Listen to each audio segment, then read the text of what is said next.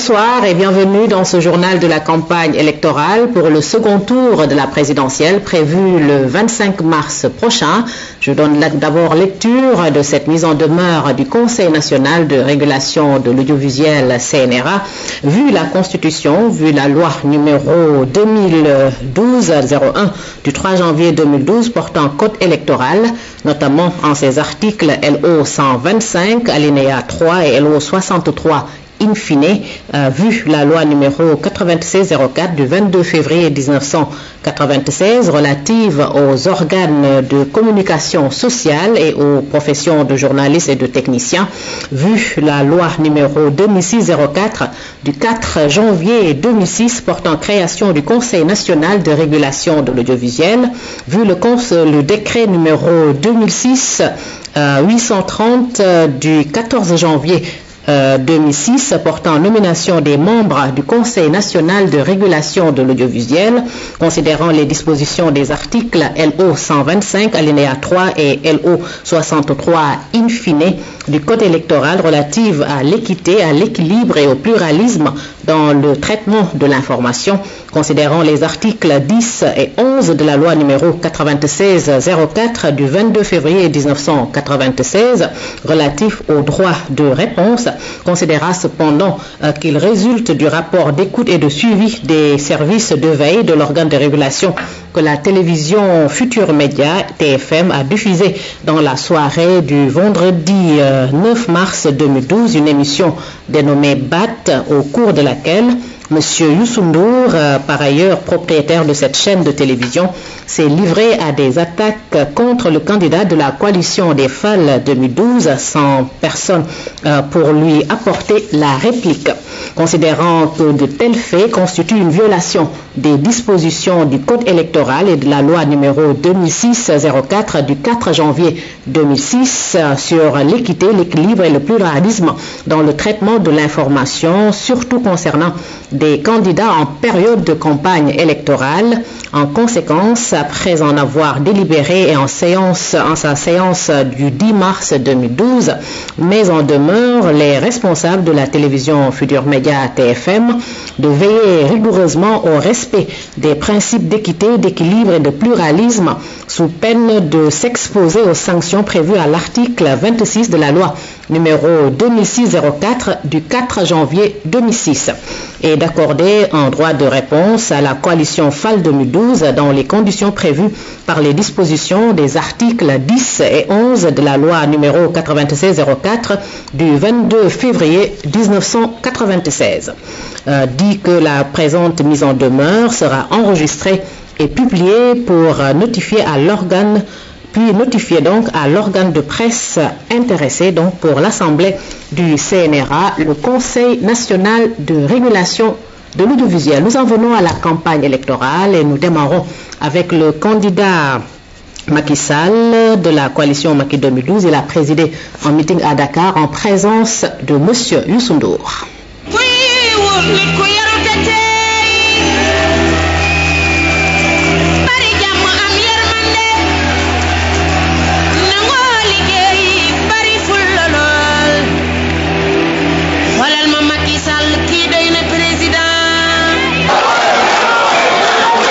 mbokk Sénégal ku gis lii xam ni espoir bu rëy judduwaat na ci Sénégal. plateau bi suñu mag suñu doyen Amath Dansokho jiite ko, Youssou Ndour taxaw ci wetam, Serigne Mansour Sy Djamil taxaw ci wetam, Maître Doudou Ndoye taxaw ci wetam, professeur Maguette Thiam taxaw ci wetam, professeur Bouba Diop taxaw ci wetam, suñu maire le maire de Dakar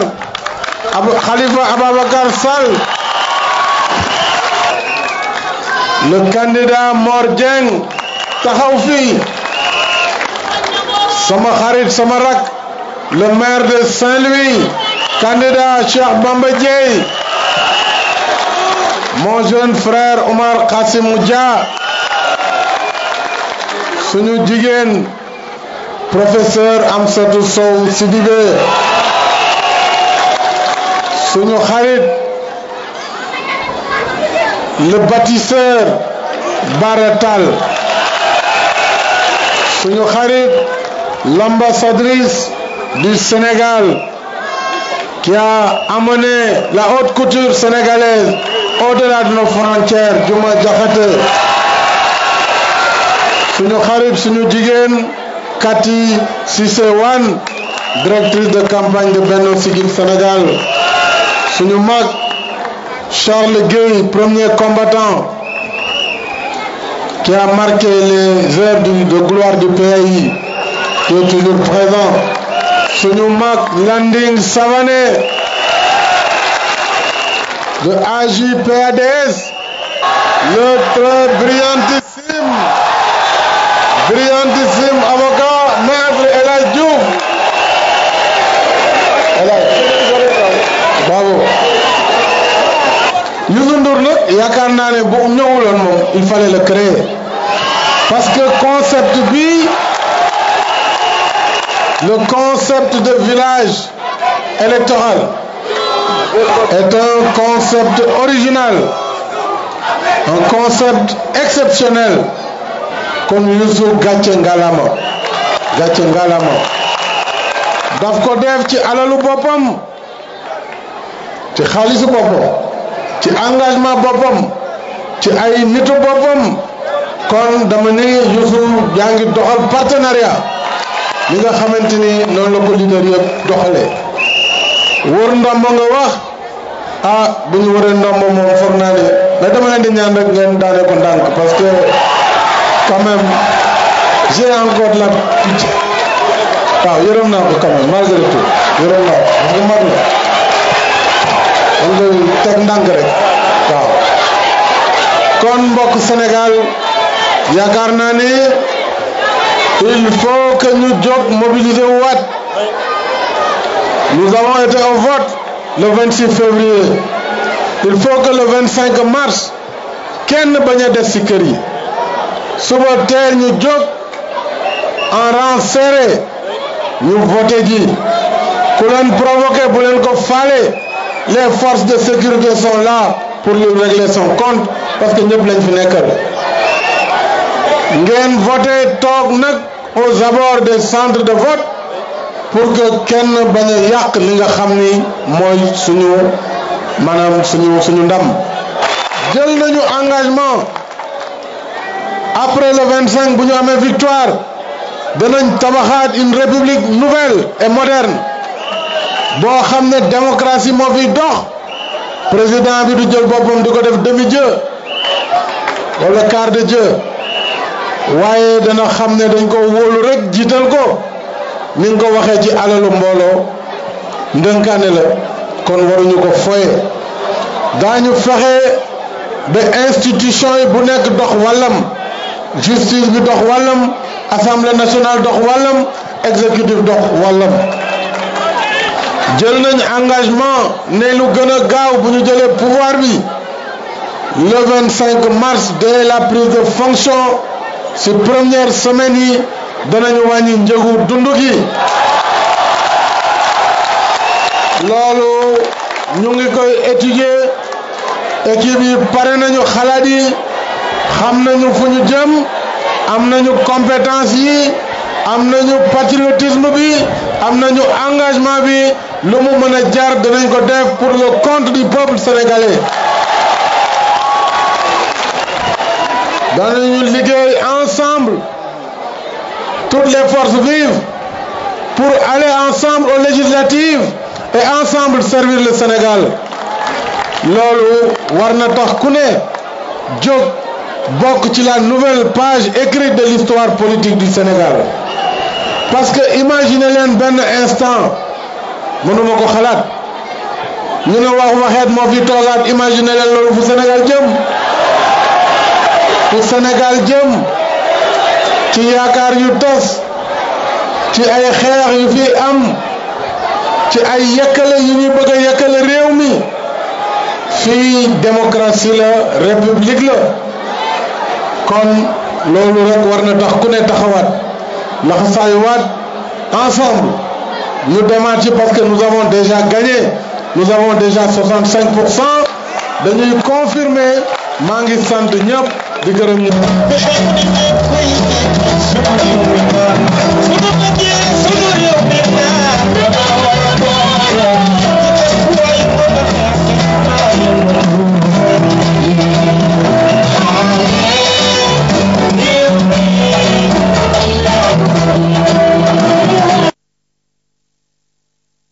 L'autre candidat en lice, Abdoulaye Wade du PDS et de la coalition FAL 2012, il a fait plusieurs rencontres, d'abord avec les deux Inakois, les membres de la Chambre des métiers, les marchands ambulants. Maître Abdoulaye Wade a également rencontré Serigne Modou Karambake Noreyni.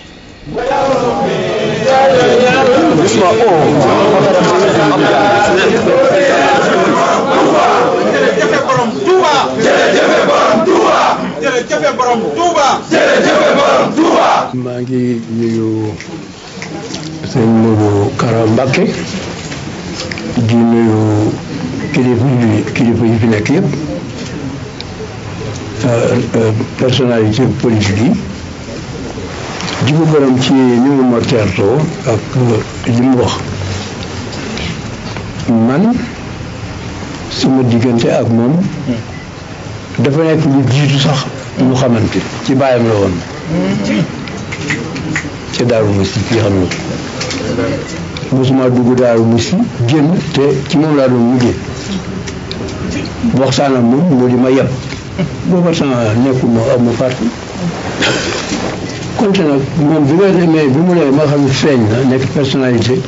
Sénégal yëpp xam ko ci loolu laa ko xamee donc tout ce ci état léegi lu ma indi fii dama xam ni Modou Kara dafa am mbooloo am ñu ko gëm ci Sénégal ak feneen kon te nag am naa droit ñëw ñu ko jàppale ma lii rek jàppale ma fii laa toll jàppale ma nit ki nag boo ko ñaanee dara doo ko wax ni muy def yaa xam na ngay wax ak jeunes yi na ngay wax ñi nga xam ne taalibe lañu ñu la gëm ñëpp ba ñu wooteel ma lii rek la soxla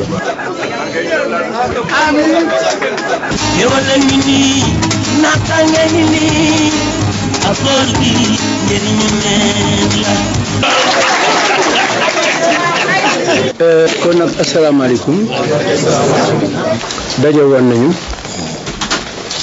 de wax li nga xam ni mu war a nekk si suma diggante ak yéen te mu jëm ci mbirum njëg yi commerce en général. Sénégal dafa nekk ci UEMOA maanaam mbootaay goo xam ni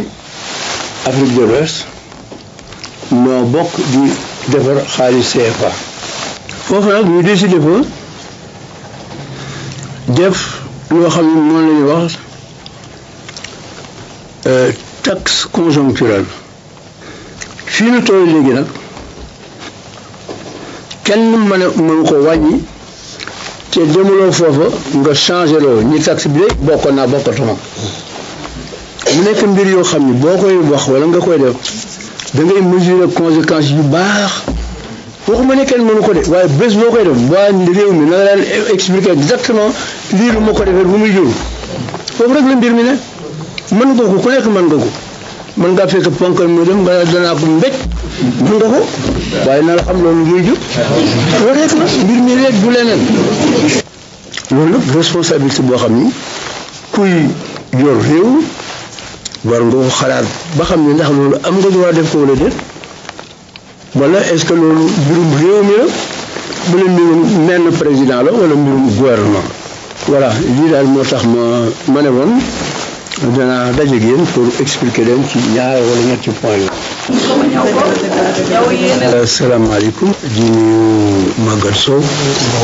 ak délégation yëpp chambre des métiers ak chambre des métiers Dakar. artisanat dafa nekk secteur boo xam ni dafay li muy employé nit ci Sénégal kooku Thierno Waram Sifi kenn xam nu mu toll. donc secteur informel ak secteur artisanal ñooy secteur yi gën a am importance ci Sénégal loolu man mënuma ko négliger. waaye su ma seetee façon bi artisan yi daan def ak jamono ji ni mu toll il faut que ma seet pour sama réew na métier yi mën a évoluer yi avancer ba dab yeneen métier yi ci dans le monde. maa ngi gërëm ñi nga xam ni dañu jóge ci yeneen parti ñu bokk feneen pour jàppale ma nii ngeen toogee nii dafa wane ni ku nekk mënoon ngaa denc sa carte parti ba pare ngeen ànd am intérêt bi moo di métier yi loolu nag man dama leen ci bëgg a jàppale parce que loolu moom mooy sama xalaat métier bi bu ñu koy jàngalee seetuma kuy PS wala PDS wala leneen ak leneen man yaakaar naa ne su ma diggante ak yéen bi mu commencé boobu nekkuma président ñu ko jiitu la xam nga ki nga xam ne bëgg a xool rek bu ñu commencé campagne bi bu nekk nga ne danaa ko def wuute nag ki nga xam ni maanaam politique bi daf la fekk ngay liggéey marchand ambulant métier la parce que ci réew li nga am solo mu ku nekk ngay liggéey ak foo commencé lu mu tuuti boo amee volonté yàlla dimbali nga am tuuti sens di nga mën a dem franchir ba egg foo xam ne ci gën a kawe léegi nag yomb na ku nekk di wut marchand ambulant yi waaye man fu ma jaar ak yéen ak fa nu commencé di leen defaral ay cantine yaakaar naa ni loolu mooy wóor waaye ñëw di dig bu nekk nga dig ko dégg naa benn waay li mu dig ci poste ministre mi ngi toll ci 95 xaw ma 96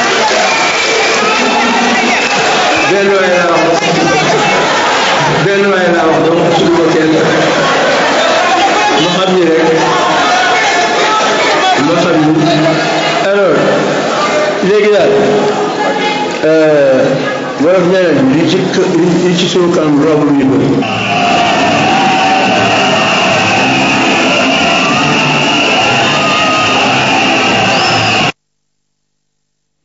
Voilà, c'est la fin de ce journal de la campagne électorale. Vous retrouverez demain Seynabou Diop. Merci de votre aimable attention.